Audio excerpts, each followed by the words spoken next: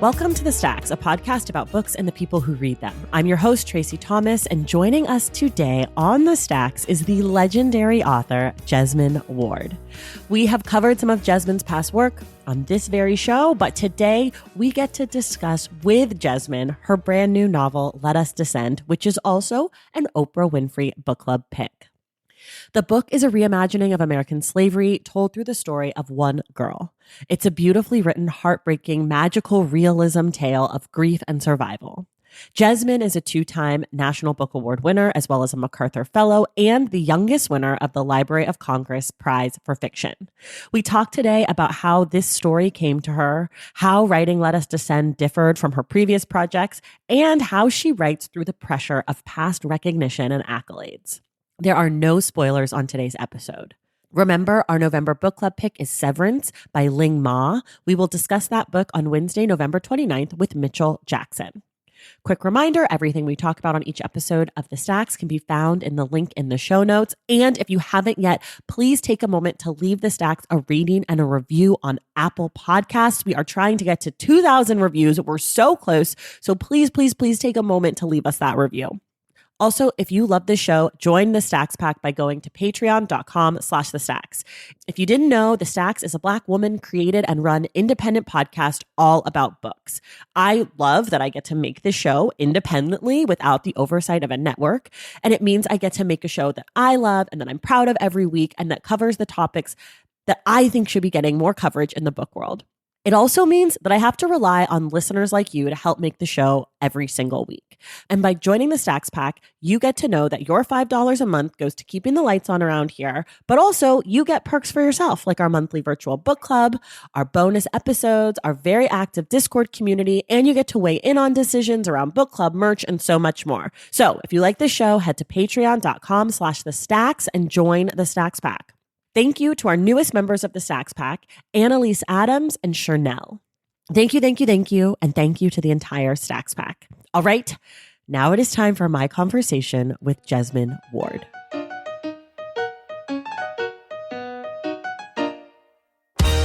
All right, everybody.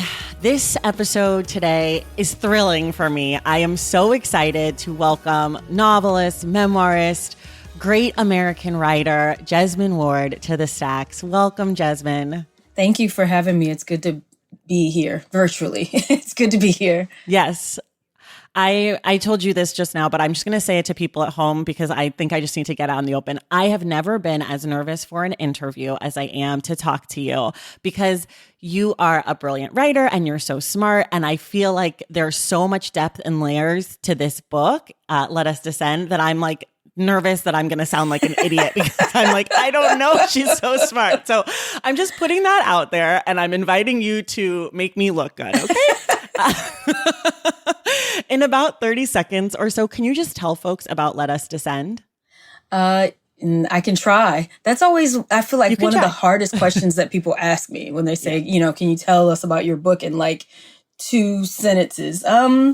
So Let Us Descend follows a young enslaved woman as she is sold south, like from the Carolinas down to New Orleans, and basically marched to the slave pens of New Orleans, where she is then sold and then is bought to a sugarcane plantation. So that's like the bare bones of what happens in Let Us Descend.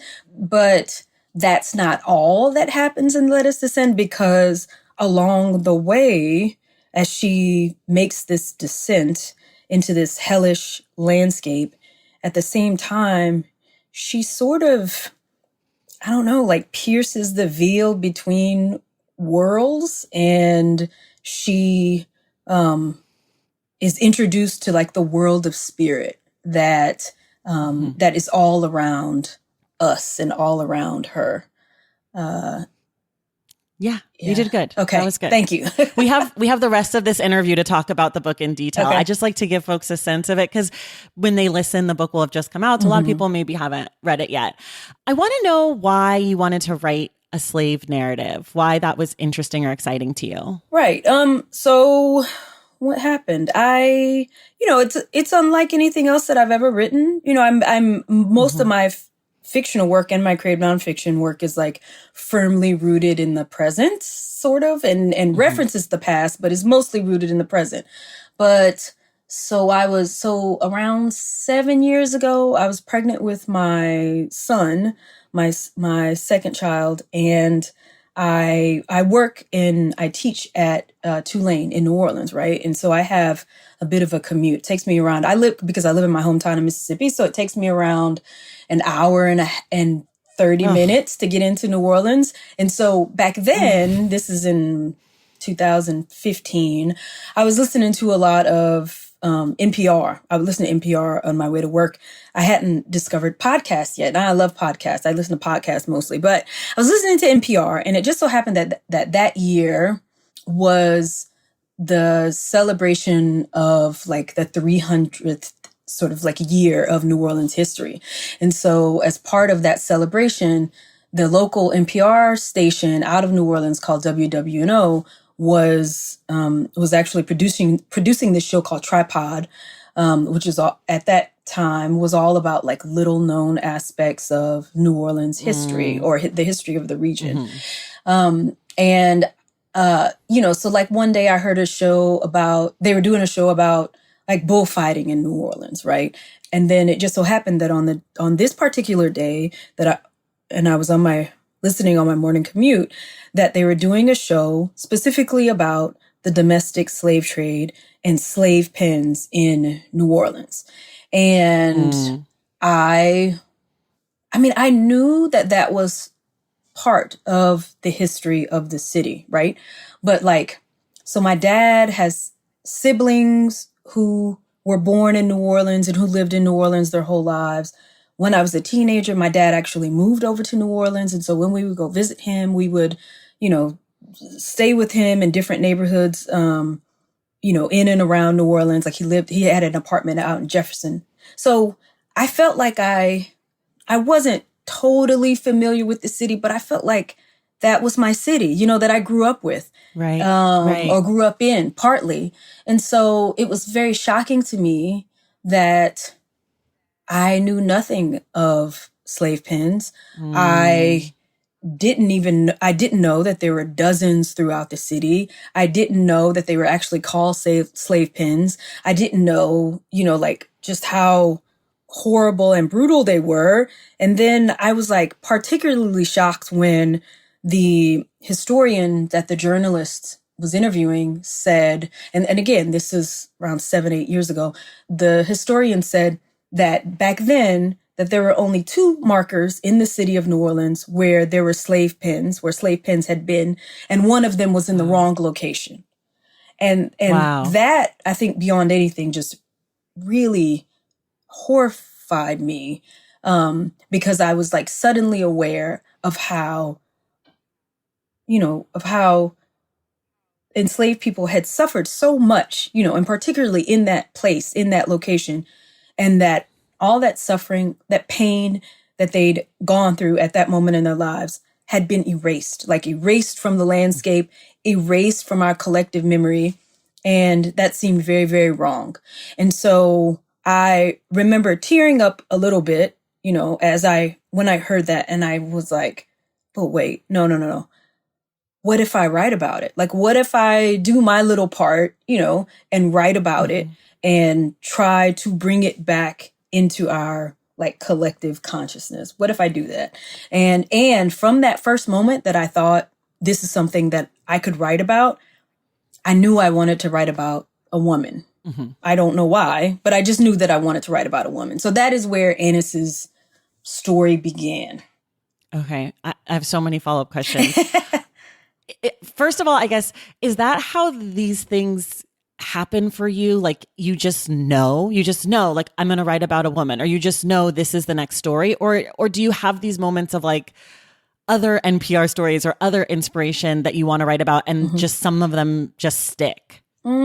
No. I mean, generally, when I get an idea for a book, there's something about the need to write that story, or that urge to write that story, that settles me on it from the very beginning, you know? I don't immediately know everything about the character or even the world that I'm writing about, but I do know that I want to follow this particular person. So like with Salvage the Bones, the idea that or the person that started me on the journey of like writing that book, the seed for that book, that was Esh from the very beginning, right? I was like, well, I wonder what it would be like for this girl who's growing up in a world full of men, right? And then the hurricane came sort of immediately after that, but the hurricane came after that, you know?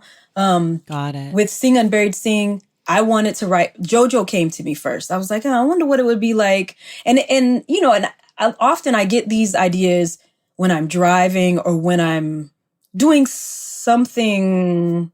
I often get my ideas while I'm driving, which is sort of weird to say.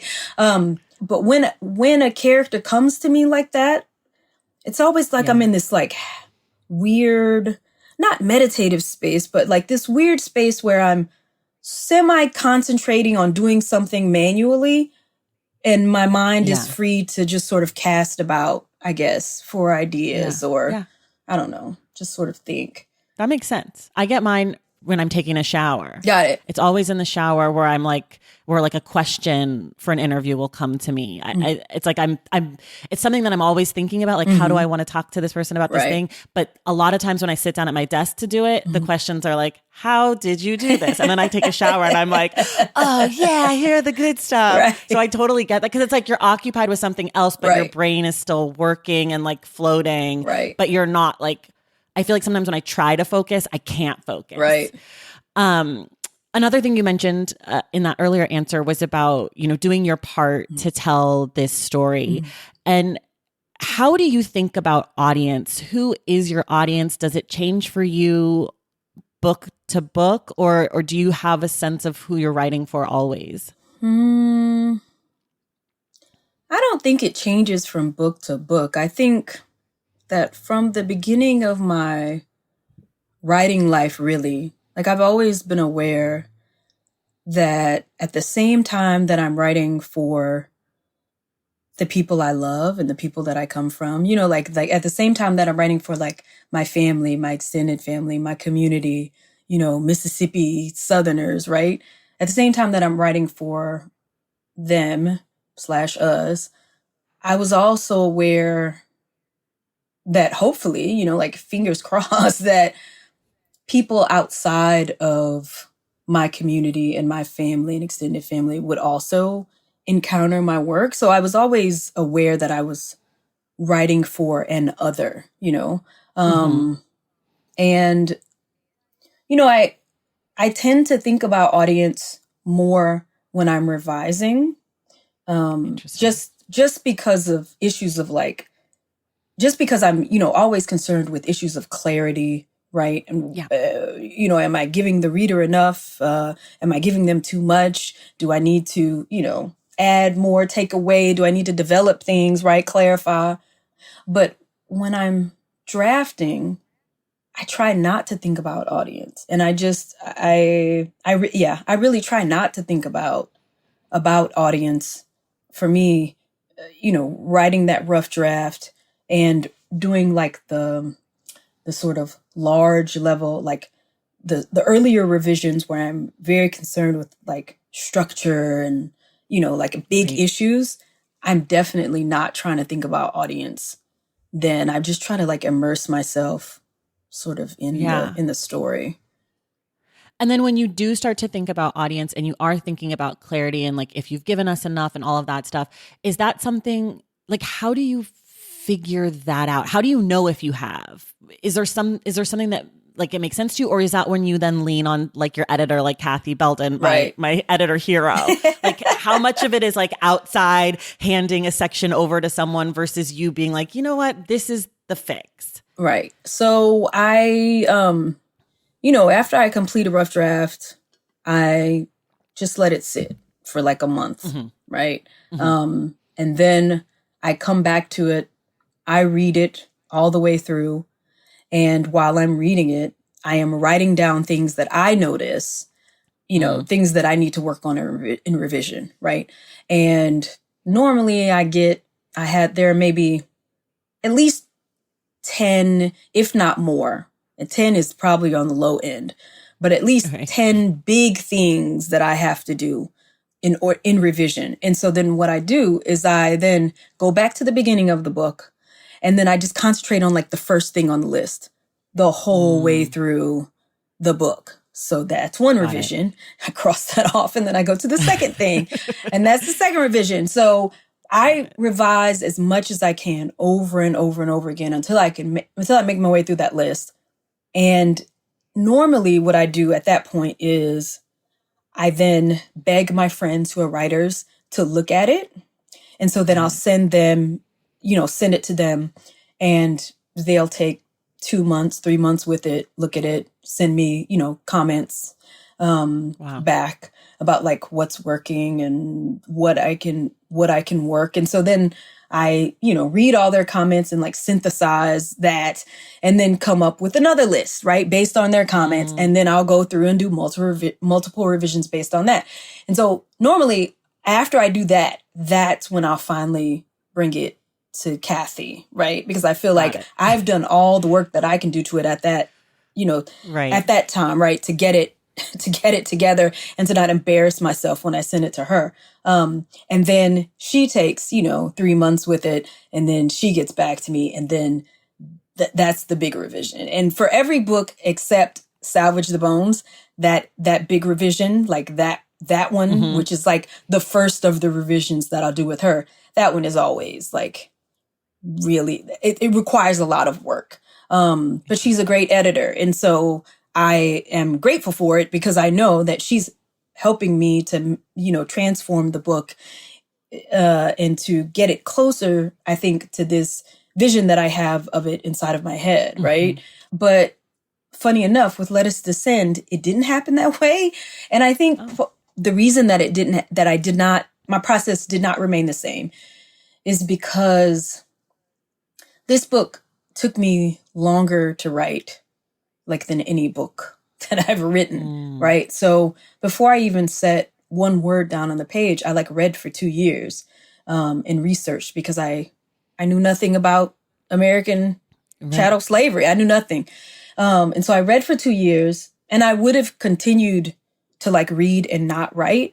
But then after reading for 2 years, I got to this point where I realized because I was in a contract for this book, and I was like, oh, no, my submission date is coming up soon and I have nothing. And so I was like, well, I understand that I will have to continue to research as I write, but I have to start writing. I have to get something down on the page. So I started, and that was really difficult. And I wrote bad beginning after bad beginning. And then, as you know, because I've written about it, 3 years ago, my partner died, and that silenced me for a while. Right. And there was a moment where I thought, maybe I'm not going to finish this book. Maybe I'm done. Maybe I've written all the books that I'm ever going to write. And so I sat with that. And this was in 2020. And so I sat with that for a while. He died at the beginning, in January of 2020, at the very beginning of the year. And so, this is somewhere around, I don't know, May that I was feeling that way because I hadn't written, since he passed away. And so, but I was sitting with that, at the beginning of the summer, during the summer. But then I just felt very strongly that, and I feel like this was him letting me know too, right? It was a combination of what I knew about him and him also communicating with me that is the last thing that he would want his loss to do to me. You know what I'm saying? That's the last way that he would want, his leaving to affect me. He wouldn't want my grief that I felt for him to silence me. And so I thought, okay, well then I have to do this. And so then I dove back into the writing of the novel. And in a way it was almost like starting all over again. And so I I picked up where I had stalled out. I had stalled out at like chapter 3 or something. And then I wrote all the way through to the end. And then I made my list and did multiple revisions. And then I looked up and it was like, it had been like 6 years since I started, like the book. Right. And I was debating like getting it to my friends, but it was around like April, I think, of 2022. And then I was just like, you know what? Like if I get it to my friends now, they're going to have it for the summer. They're going to get back to me with revisions, the things I could think about in revision in the fall. Then that's going to take me it's going to take me the whole fall, right? To go through revision after revision after revision. And I just sort of want to not like, I just felt like I'd been sitting with it for so long. Yeah. That I just needed to send it to Kathy, And I told her when I sent it to her, I was like, it's not normally where my manuscripts are at this point, because I haven't had that extra round of revision with like my group of first readers, like giving me feedback. Right. So I sent it to her, and that first revision, oh Lord, it was rough. It was really rough. It required me to rewrite like the first 3 chapters. And I'd never had to do that before. But it was, but Kathy is Kathy. Kathy is, not only is she one of my best friends, but she's also the best editor for me. Like she's the best editor I've ever. She's the best editor. I love her. She's a dream, right? And so all of her questions and suggestions for revision, they were spot on, right? I understood that, and so I knew like at that point, okay, I have to put in the work on my end, right? To like really sit with her, sit with what she's telling me, and just work through it. And be ruthless in a way, I think, clear-eyed and ruthless in a way. But so I did. On my end, I put in the work, and it transformed the book. It really did. Okay, this is a sort of nosy question, and you can just tell me no, but who are the people that are your friends in the first group of readers? So they're mostly people who I went to school with. So like some of the people that I went to school with at Michigan, and when I went to the University of Michigan, I was in the MFA program there. So two different people that were in my class, Elizabeth Stout and Natalie Bacopoulos. And then the rest of I have a few other folks who I send my work to, and they were and I was a Stegner Fellow with them. So Stephanie Swallow, Sarah Frisch, one of my friends, Amy Keller, I usually send my work to her too, and she also gives me feedback. This round, when I was thinking about sending it to my first group of readers before I decided not to, I was actually going to ask, and Regina's probably going to, my cousin is probably going to be angry with me, but I was going to ask Regina Bradley, who I love and who I've become really close with. I was going to ask her to read the first draft. I also have another friend, Christian Kiefer, who I've become friends with. And so I was going to ask him to perhaps read an early draft of it. So it's just a combination. I'm just always so nosy to know which writers are friends with who and who's like, I love acknowledgements because I'm like, oh, I get to see who knows who. Right. Okay, let's take a quick break and we'll be right back. Valentine's Day is upon us, and I've got love on the brain. Love for books, duh, of course. Hello. Did you forget what podcast you're listening to? I love bringing you all great reads, exclusive author interviews, and behind-the-scenes book gossip. But I can only do that with your support over on Patreon and Substack.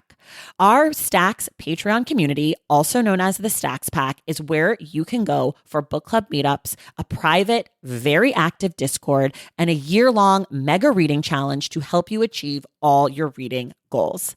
Plus, You also get that monthly bonus episode. Now, over on the Substack, you can subscribe to my newsletter, Unstacked, where I keep the book conversations going. I also give you a healthy dose of sports and pop culture, definitely some hot takes happening over there. And again, that bonus episode. If you don't have a few dollars to spare, don't worry. There are free options on the Substack and the Patreon to get you a little extra Stacks magic.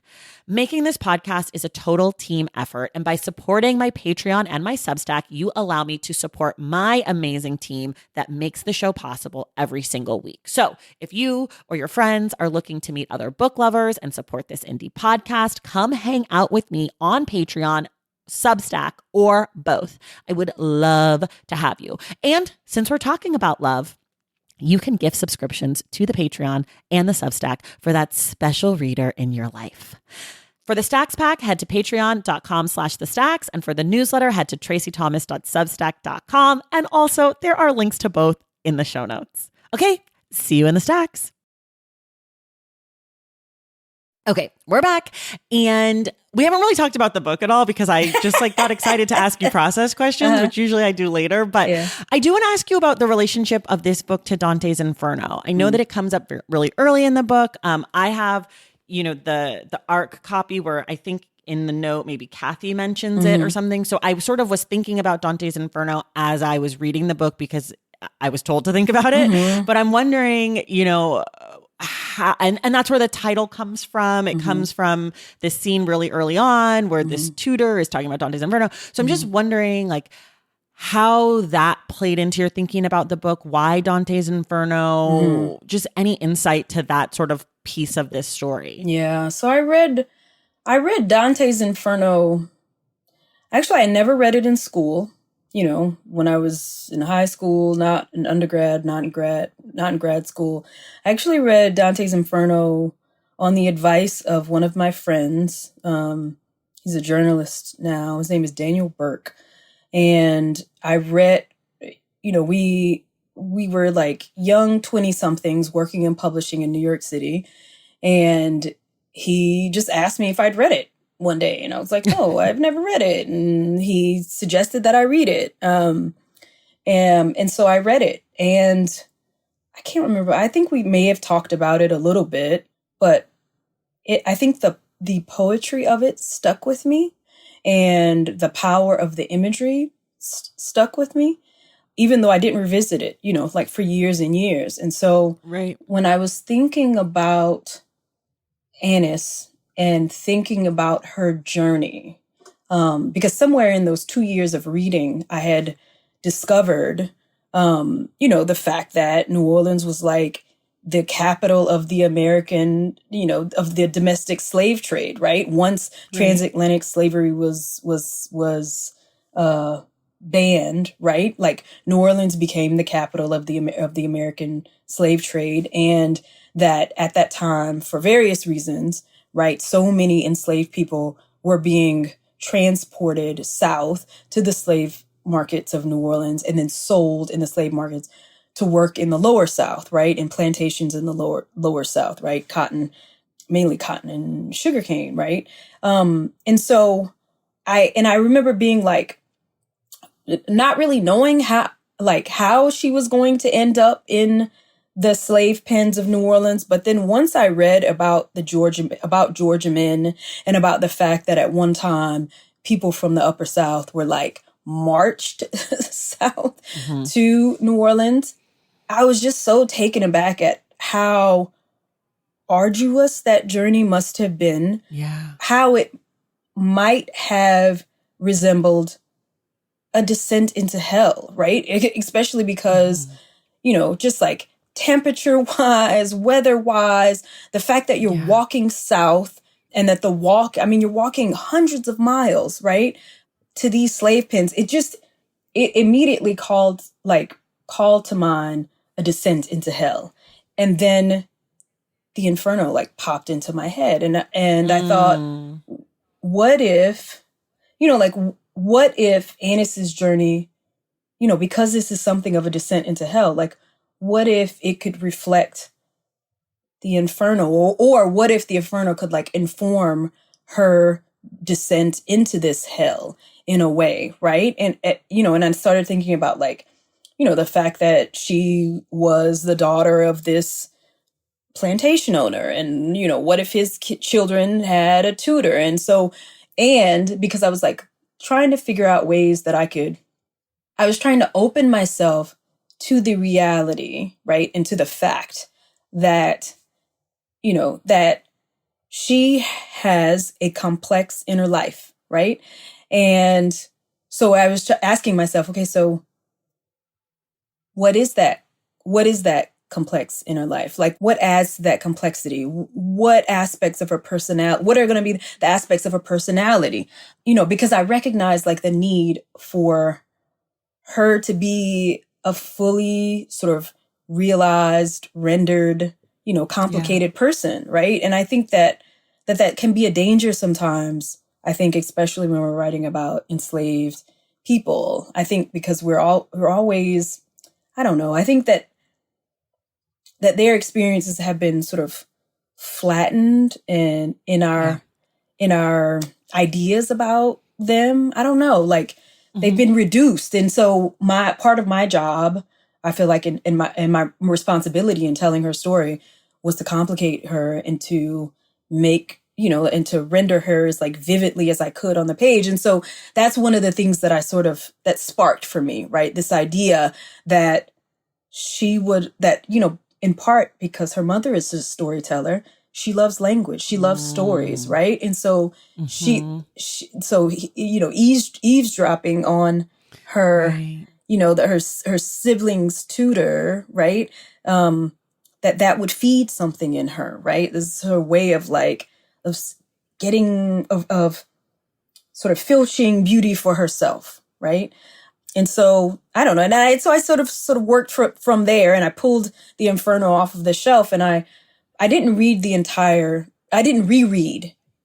book again, but I just I read parts of it, as I was sort of searching for ways that I could like incorporate the Inferno into her experience and into her sort of understanding because I wanted it to inform her understanding of what she was enduring, right? In the way that I think literature informs all of our understanding of our lives, right? And helps us navigate our lives. And so I wanted that book to operate in that way for her too. Yeah. Something that I have always really loved about your work, and it's sort of hard to articulate, but I'm going to try, is that there's something about the way that you sort of take human emotion and like distill it down to the core and then sort of like spin your stories out of that. And I know that again is like very heady and weird, but that's what it feels like to me. When I read your work, I feel like I'm reading someone, who's lived a life and taken their experiences and taken the world as they see it and like sort of purified those emotions or those experiences and then created fiction or nonfiction from that. And I'm wondering like how you think about bringing emotion, or like this book is so much about grief, right? And like there's other books that you've written are, about like maybe fear or anxiety. Like I think that that's so heavy in Sing Unburied Sing, that sort of like unknown feeling. And so I'm wondering how you think about feelings. I don't even know if this is a question, but when I finish your books, I'm always like, how did she make grief feel like that for a reader? No, I think that it does make sense. I think that I've been in a lot of writing workshops. And so I think that one of the things that, let me see. So this is going to be a long-winded answer, and I'm sorry. I'll apologize for that in advance. It's okay. I could listen to you talk about anything, so just go off. Okay. So when I first began writing or attempting to write short stories when I was in college, that I was writing really unsuccessful short stories that were more like extended scenes, because I had no idea how to plot anything, right? Or how to structure, or what plot meant, and how to do it, or how to structure stories So really they were like, yeah, just my short stories were like extended scenes. And what I realized, I think like dimly realized when I was writing them, that part of what I was trying to do was I was trying to capture an emotion, like I was trying to capture a character's, like the emotions that a specific character was feeling at a specific moment in time as they are, living through something, right? Like that was what was drawing me to the moments and to the people that I was attempting to write about, right? And so then all my years in workshop after workshop after workshop, I think taught me to be aware that that was what I was trying to do, right? That right. I was really like invested in writing about people's experiences and their emotions and what they were feeling in these moments where they're dealing with like, I recall like one of the first serious short stories I wrote was about a teenager on his way to the hospital. His girlfriend was giving birth and he's like driving over the bayou, right? And like I said, it was just a scene, right? I mean, really. But what I was interested in was like how this person would be processing birth, right? I mean, this is a sort of a universal like experience, right? And I was very interested in how he would be feeling in that moment. And so anyhow, I think all those years of workshop really taught me to think really seriously about character, to sit with the character, to be aware that emotions are complicated, characters are complicated, and that also that like I may be writing about a character in a certain moment, but that character is bringing everything that has occurred in their life before that moment to that moment. They're bringing their own way of like thinking about everything that has happened before in their life in that moment. They're bringing their own particular references to that moment, their own particular like allusions to that moment, the ways that they think about like family and love and friendship and all those things. Like they're bringing all of that to that moment. Right. And so as a writer, like I have to be aware of all of those things in order to understand and I think fully render them as like complex people in that moment. I have to be aware of all of that.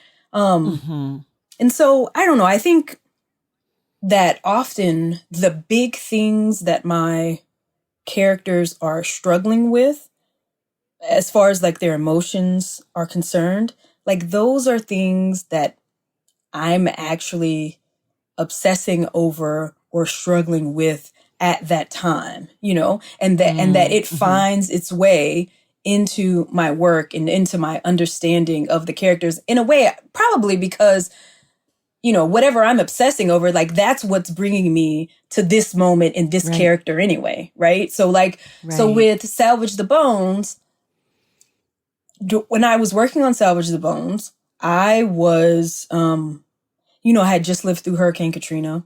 I was very aware of death, right? Of loss, of how a natural disaster could come in at any time and like, and take away the landscape that you love and the people that you love, right? And so I think I was thinking a lot at that time about like asking myself, so what do you do with that, right? Like, what do you do with this knowledge, right? What do you do with this, this fear that you're feeling, and this fear like twinned with love for this place that you're always in danger of losing, right? Like, what do you do with that? And so I think that the characters, while they may not explicitly say that, I think that, they're wrestling with that in their as teenagers in some way in Salvage the Bones.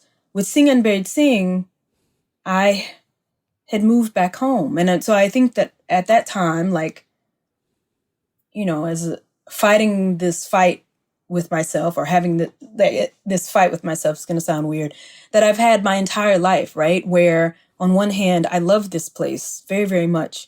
And on the other hand, I can really despise this this place, right? And I was wrestling with that and like what it means to live and work and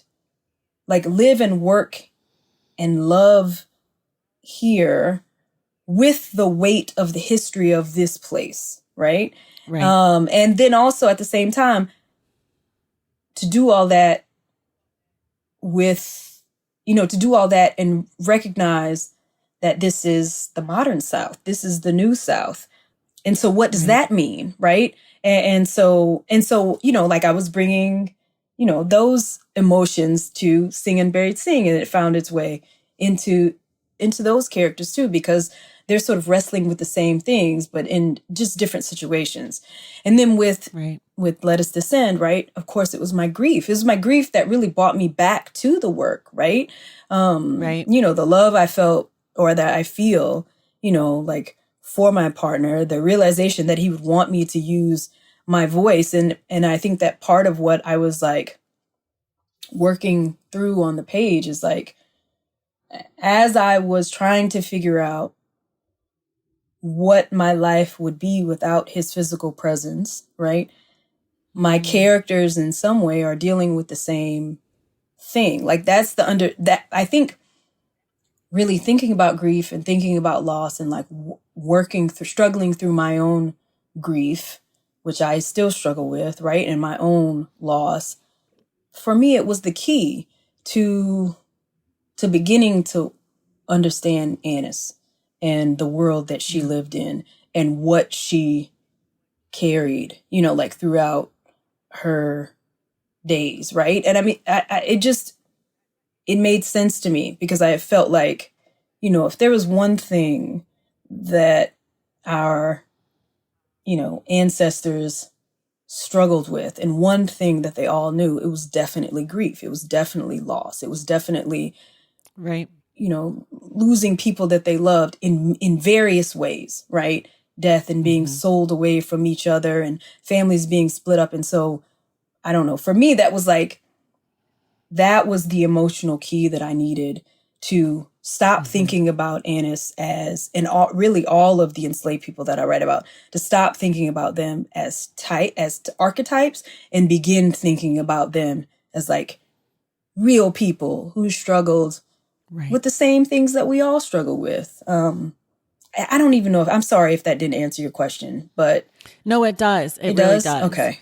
It does. Yeah. And then my other question of sort of about how you write, and this is the total opposite end, I think, of the spectrum, is like, I always describe your sentences as very lush. I feel like you write lush sentences. And I'm wondering how you think about sentences. Yes. Because I know that you do. When I read your words, I'm like, this is thoughtful. This isn't just like she went to the store. Like if she's going to the store, it is going to be the best sentence. There's going to be 4 sentences about her going to the store that make you feel like not only are you in the store, but you know exactly what store, and the ground, the linoleum tile feels a really certain way. And like, so I'm wondering how you think about sentences. I know, like, when I talked to Kiese years ago, he said that he has a refrigerator for his sentences where he'll like write a sentence and be like, ooh, that's a good sentence. I'm gonna put it away and use it later. Which I thought was really, it had never occurred to me because I don't write, I just read. So I only really think about writing as far as like the finished product. But because your sentences are so fantastic, how are you thinking about them? Okay, so, of course, right? Like I was a reader before I was a writer, right? Right. And so when I was a kid, like what brought me to reading was just that experience of immersing myself in another world I loved, right? Wasn't paying much attention to language, I don't think. But then once I got a little older, high school, definitely. By the time I was in high school, I began to find that I liked figurative language. Like I love simile, I love metaphor, I love language that is lush. I love poetry, right? And I love poetic prose. And when I began to attempt to write, I was a bad poet before I before I ever wrote any prose at all. Like I was very, in love with poetry, and wrote bad poem after bad poem. But I was like really exploring my love for language, right, through that. And so when I began writing prose, I wanted simile, I wanted metaphor, I wanted, figurative language. I wanted really beautiful imagery. I realized that I was paying attention to the rhythm of the line, right? In the same way that you have to pay attention to the rhythm of the line in poetry, right? Like I was going through sentence by sentence and sometimes reading them to myself out loud, or saying them to myself as I'm out loud, as I'm composing, in order so I could like hear my way towards like what the sentence wanted to be. And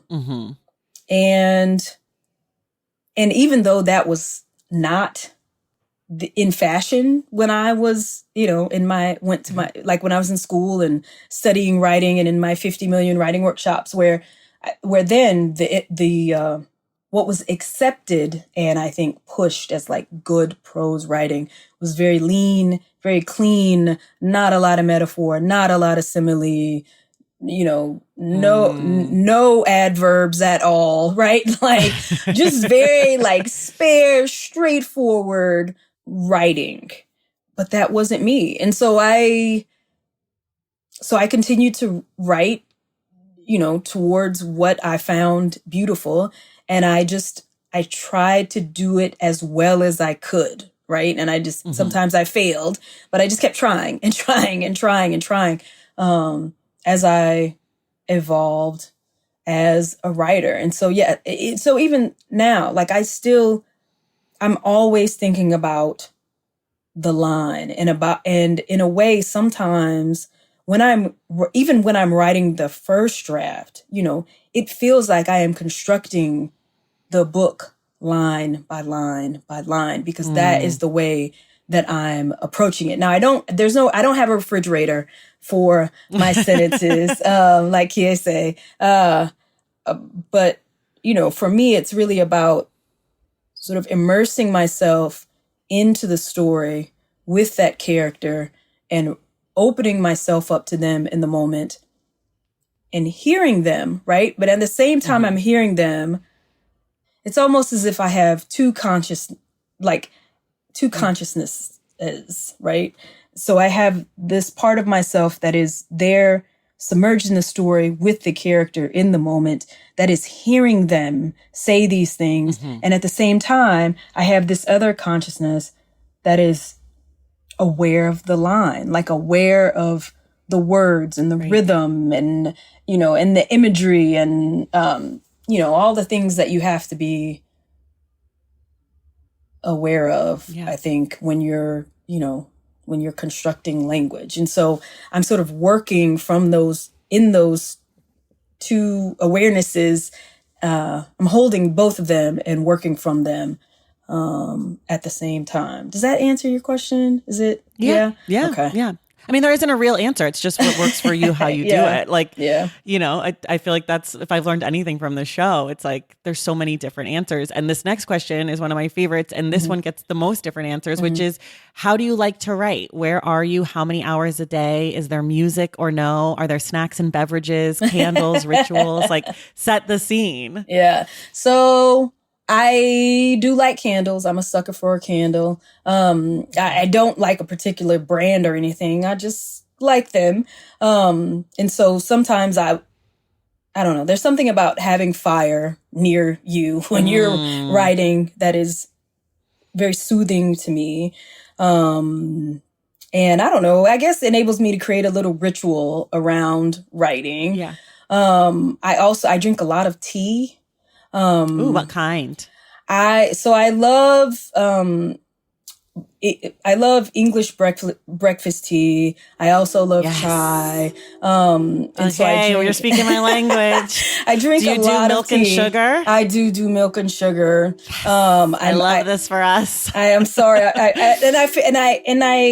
So for the past, I don't know, probably like 10 years, I've been stuck on Fortnum and Mason tea. I feel very bougie, but I order it. Special order. Do you know, what about Harney and Sons? Do you ever do Harney and Sons? I have done Harney and Sons before. Okay, I love them too. Yeah. I love Fortnum and Mason. And also there's this Canadian brand that I'm obsessed with called, oh gosh, now I can't think of the name. They're my favorite. They're like very bougie. Really? They're like, it's imported from Canada for me.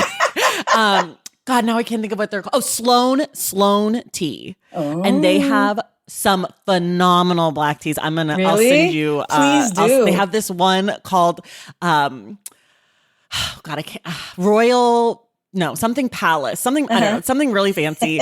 And it's like English breakfast meets like an Earl Grey, but it has like almost like a minty sweet undertone. I can't even explain it. I had it once in New York at a cafe, and then I hunted down the cafe, like tried to order online to see if it would tell me the brand, like did this whole thing, and I finally found it. It's called Heavenly Cream. That's what it's called. Heavenly Cream. Okay, I'm sending you some tea. I'm going to send you some tea. Please do. I will. Anyway, sorry. I just get so excited when people drink tea and not coffee, because everyone drinks coffee. I mean, I do drink coffee, but I try to limit it because I feel like it's something that I should only drink when I really need it, like, so when I'm on book tour, I'm like, okay, I'm just going to drink all the coffee. Right. But when I'm home and, I love tea. So yeah, so I'll drink tea and I normally work from home, but here's why, because I can't write with music. It's easier for me to write when I am in a quiet place, because I have to hear the line. Like I have to hear the words. I have to hear the sentences. I have to hear the paragraphs, like be aware of I have to be able to hear and recite and like be aware of the rhythm of the paragraphs. And so I need quiet. So I don't work with music. And I just, sit in my quiet room with my tea and sometimes with fire. and I write. And here's the other thing that I know this differs, with according to the writer too, but I try not to read literary fiction when I am writing fiction, right? But I'll read poetry, I'll read straight nonfiction, creative nonfiction. When I say straight for nonfiction, I mean like, history and stuff and stuff like that. But I read that, and I will also read. I'm always reading, like romance and YA and sci-fi, and like I love that stuff. Horror. I've tried to read a few horror novels. But yeah, so I like, I read in other genres outside of the genre that I'm writing in, because I'm afraid of undue influence, right? Like I'm afraid of reading someone's work and like liking it so much that it finds its way into my work, like their prose. So I'll read everything else, but I won't read literary fiction when I am writing literary fiction. Do you enjoy reading literary fiction when you're not writing it? I do. I love like Lauren Groff's work. I love, I teach like Brian Washington's work. I really love his work. Yeah, I my friend Christian Kiefer, like I love his work. There was a book that for a brief moment, I did a book club with Literati. And so there was this book that I had, the folks in my book club read by a writer named Chanel Benz, I think. Called The Gone Dead. I think that's the title of it. And I loved her work. I mean, it's the only book that I've read by her. But yeah, I love literary fiction, because it's like, as writers, they are doing the things that I love about fiction, right? As far as like the prose and I don't know. So yeah, I love literary fiction. Yeah. What's a word you can never spell correctly on the first try? Um, let me think. Or are you a really good speller? I am not. I am not a good speller. I probably, and I can't think of a particular word, but I struggle with IE or EI, so in like every word. Or whatever. Yeah. Oh yeah. I'm always misspelling receive every time I write it. Yeah. And I think, what's funny is I think I read, when I was a kid, I read children's books that were written by British writers. And I think that sometimes as a kid, that I read the British versions of the books, which had the British spelling. And so I think that has hampered me, as an adult and as a writer. Yeah, like adding a U to color. There's a little fuzziness, I think, interesting. sometimes when I'm spelling. So when we're talking right now, it's September. This book has not come out yet, Let Us Descend. But your last two fiction books were National Book Award winners, and you are like such a celebrated writer. I know so many people, myself included, who look to you as sort of like one of our greatest living novelists and one of our greatest living writers.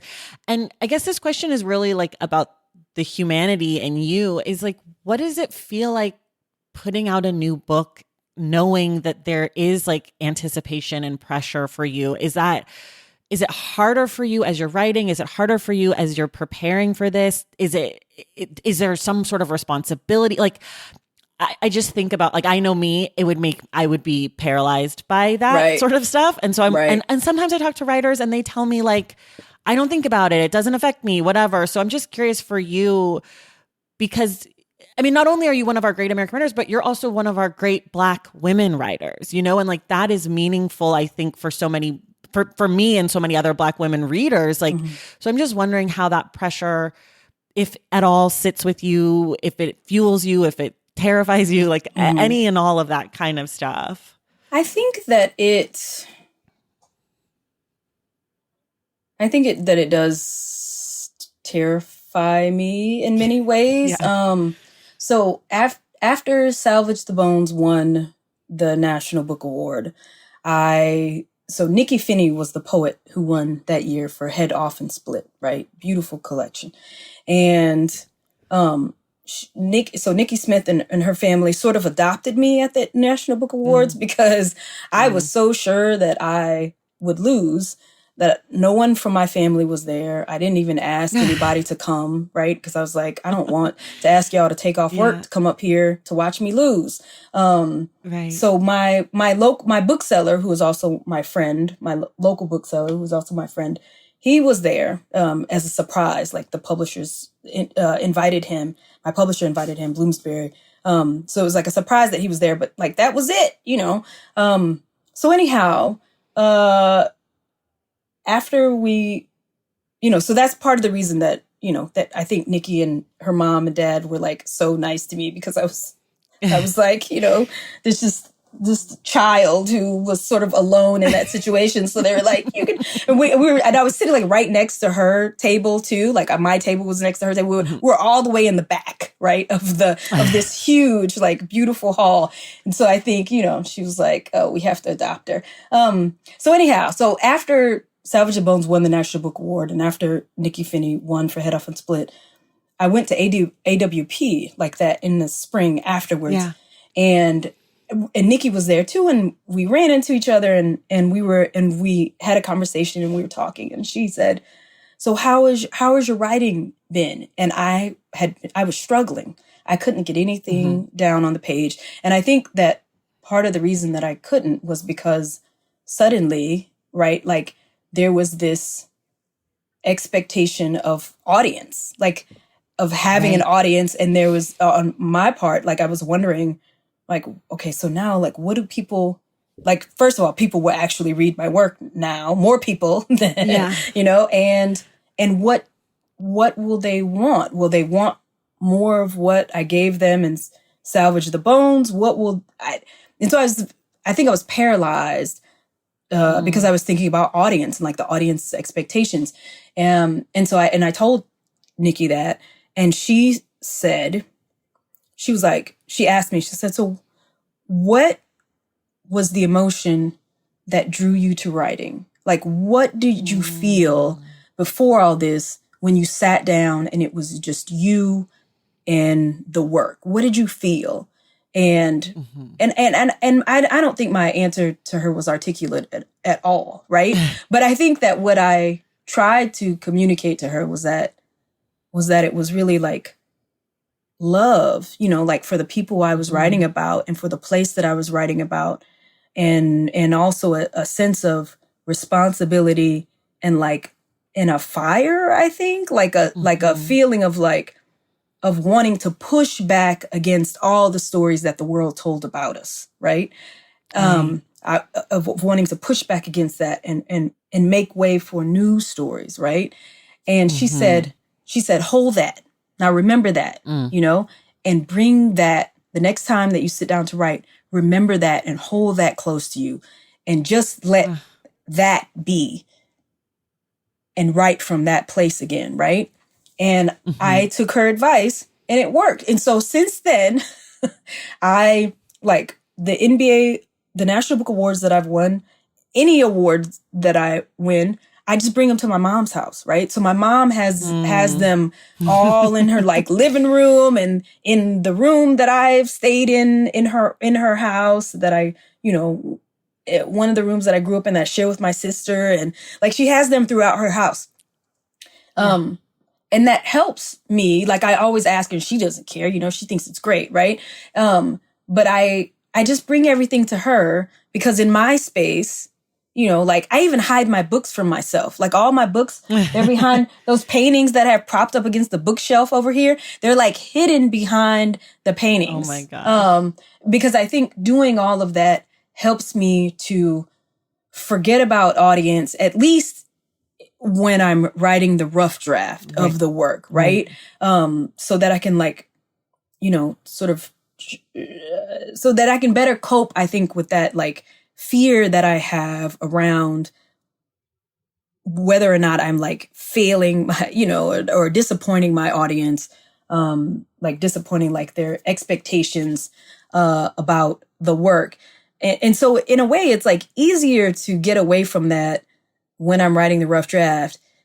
It's easier to cope, right? And to try to forget, right? To pretend at forgetting. It's easier to do that then than it is now at this point, right? Because at this point, like the pub date is set. I'm already doing, interviews and pre-publicity stuff, or publicity stuff, before pre-publications stuff. And so I will admit that it's getting harder to sort of block it out and not think about it, because I think that there is like this little worry, it's a little niggling voice in the back of my head that's like, what about this? And have you thought about this? And what do you think these people are going to think? And who is, what are they going to think? And so, but I told Kathy this the other day, but I talk to myself all the time, which you have probably gotten in the course of this conversation. So I actually had to give myself a stern talking to when I was in the car by myself the other day, because I realized, like, I was like very aware all of a sudden as I'm like riding along in the car by myself that I'm like, wait, you're sort of obsessing over the reception of this book, right? Like the fear is building inside of you and you're really worried about like what people are going to think. And so I had to give myself a stern talking to, and I was like, look, you've done everything that you can do, right? At this point, you have put in all of the work. You've done everything that you can do. And now it's out of your hands, right? I mean, the book is being printed. There is nothing more that I can do to the story right now. And so it is what it is. And I just have to understand that and know that and understand that people are going to perceive the book the way that they perceive it, right? And that's just something that I have to accept, and I have to stop let it like making me anxious and making me worry, and I just have to let it be whatever it is. I mean, I hope that people love it. I hope that it resonates really strongly with people. I hope it makes people feel and fall in love and changes them and, inspires empathy and all of those things. And hopefully I've done the work so that is what happens. Yeah. So yeah, I just have to keep reminding myself of that. But yeah, it is. Yeah. It's not, I wish I could be like, oh, I just don't think about it. And, it's like water off a duck's back, but it's not that case at all for me. Mm-mm. Okay, I just have 2 quick last questions. One is for people who love Let Us Descend. What are some other books you might recommend to them that are in conversation with your work? Definitely Underground Railroad, Colson Whitehead. Probably Ta-Nehisi Coates with The Water Dancer. I mean, I was thinking a lot about those books when I was working on Let Us Descend. I think because I was in the middle of like writing a book about an enslaved person, and I was like, whoa, there are a lot of people right now, like my contemporaries, like contemporary Black American writers who are writing about enslaved people. And but Ta-Nehisi, I interviewed him when The Water Dancer came out. And one of the things that he told me then was, he was like, there were so many enslaved people, there were millions of enslaved people. He was like, so really there are millions of stories to tell about enslaved people. He assuaged, I don't know if that's how you pronounce that word, but he like lessened, my anxiety and helped me manage my anxiety around writing a book like this. But I think Let Us Descend is in conversation with both of those books. Yeah, for sure. And then last one, if you could have any person, dead or alive, read this book, who would you want it to be? This is so presumptuous of me, but it's my honest answer. Toni Morrison. Yeah. All right. Well, Jesmyn, this has been such an amazing conversation. Thank you. I feel considerably less nervous. I think we did it. Thank you so much, everyone. As you're listening to this episode, thank you. The book is out in the world now. As you're listening to this, you can get it anywhere you get your books. Do get it. Do read it. It is so good. It's like hard to express the kinds of feelings, but I think what I said when I reviewed the book was like, it's one of those books where you're reading and all of a sudden you're crying and you're like, well, how did this happen? Like you just like get overwhelmed by emotion. It's just, so thank you so much for writing it. And thank you for taking the time to talk with me. Thank you. And everyone else, we will see you in the stacks.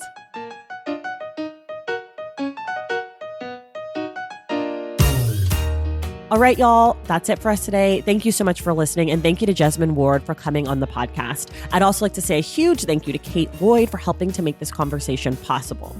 Remember, this month's book club pick is Severance by Ling Ma, and we will be discussing the book on Wednesday, November 29th with Mitchell Jackson. If you like the show and you want inside access to it, head to patreon.com/thestacks and join the Stacks Pack. Please take a moment to make sure you're subscribed to The Stacks wherever you're listening to this podcast right now. If you're listening through Apple Podcasts or Spotify, be sure to leave us a rating and a review.